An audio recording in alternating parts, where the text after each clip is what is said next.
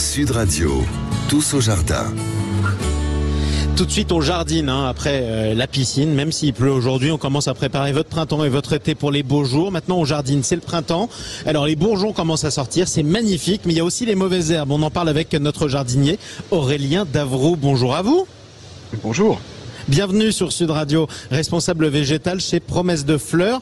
Alors le printemps arrive doucement, la végétation reprend, c'est le moment de réagir, limiter la pousse des mauvaises herbes. Pour ça, on peut utiliser des plantes couvre-sol. C'est quoi les plantes couvre-sol ?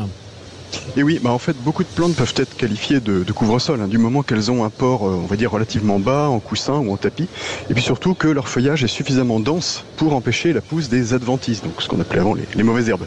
Alors la plupart s'étendent par des tiges rampantes ou des rhizomes, comme les pervenches, les bergénias, ça c'est des noms que vous connaissez sans doute. Et c'est une excellente période pour les installer, donc... Exactement, on en profite, on les utilise comment ?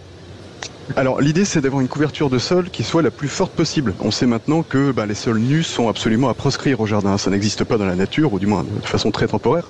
Donc on évite d'une part l'arrivée des mauvaises herbes, on l'a dit, mais aussi l'évaporation de l'eau du sol, on vient d'en parler côté piscine, et puis on participe à une bonne santé de toute la faune du sol, comme les vers de terre, etc., qui sont d'excellents auxiliaires du jardinier.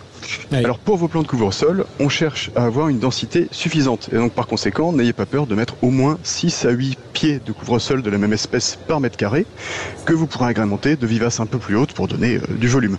Il faut juste s'assurer de choisir des espèces qui ont une vigueur à peu près semblable, et puis des conditions de culture identiques, par exemple qu'elles aiment tout le calcaire, qu'elles aiment tout le plein soleil, ce genre de choses. Effectivement, alors vous avez des exemples ? Oui, alors si on est au plein soleil, on peut choisir des plantes comme la vergerette, le pourpier vivace, le géranium sanguin ou les bruyères, encore en sol acide. Et si on est à mi-ombre, on va partir sur par exemple du lamier jaune, des campanules, du myosotis du Caucase ou encore des pervenches que j'ai déjà citées tout à l'heure. Et c'est joli en plus. Alors on continue, voilà. On essaye de couvrir maintenant le pied d'un rosier. On fait comment ? Oui, alors ce sont des plantes qui sont excellentes à installer au pied des arbustes et des rosiers pour limiter l'entretien. Donc là, je peux vous conseiller du népeta, de l'alchimie, des géraniums vivaces, etc. Donc on assure un intérêt ornemental plus diversifié et puis, comme je l'ai dit, on va fortement réduire l'entretien au pied de ces arbustes et de ces rosiers. Et si jamais on ne dispose pas de couvre-sol, on fait comment ? Alors on peut utiliser le paillage ? Et oui, alors le paillage, si on n'a pas de couvre-sol sous la main ou si on n'a pas le temps de les planter encore pour diverses raisons, on peut installer des paillages. Alors ça peut être de la paille, du bois broyé, des feuilles mortes, etc. Il y a aussi, vous le savez sans doute, des paillages minéraux. Ça peut être des graviers, des ardoises, mais on va plutôt les réserver, contrairement malheureusement à ce qui est fait souvent, aux plantes méditerranéennes ou de climat chaud, parce que tout simplement, installer ces paillages minéraux sur des plantes qui n'aiment pas le minéral, ça va les faire cuire, tout simplement, en accumulant trop de chaleur.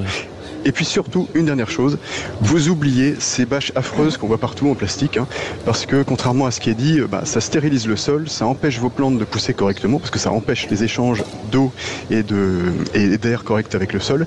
Et puis tout ça en se décomposant, ça libère du plastique dans le sol, donc c'est pas terrible. Et en plus, on va le dire, franchement, c'est moche. Donc les bâches en plastique comme ça, franchement, on oublie pour empêcher la repousse des mauvaises herbes. Merci beaucoup Aurélien Davroux, responsable végétal chez Promesse de Fleurs. Faut le dire quand même, c'est le printemps en ce moment. Alors les jardiniers, franchement, regardez votre jardin, les arbres qui commencent à sortir, les cerisiers notamment, c'est absolument magnifique.